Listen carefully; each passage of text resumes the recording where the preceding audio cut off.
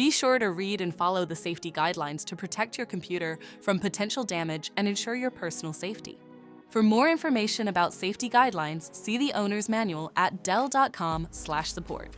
Before you begin, turn off the computer and disconnect all the attached peripherals. Before proceeding, ensure your computer is in service mode. To enter service mode, press and hold the B key on the keyboard and then press the power button.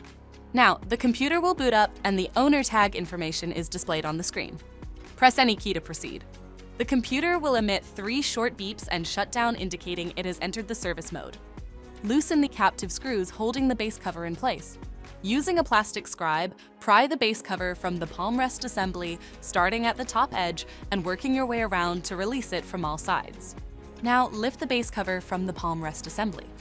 If your computer is unable to enter service mode, disconnect the battery cable from the system board.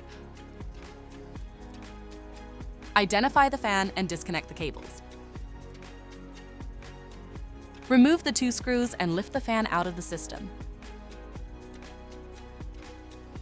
To reinstall the fan, place it back in the system.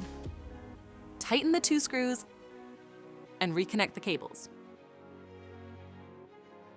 If the battery cable was disconnected earlier, make sure to reconnect it to the system board. Next, align the base cover with the palm rest assembly and gently place it into position.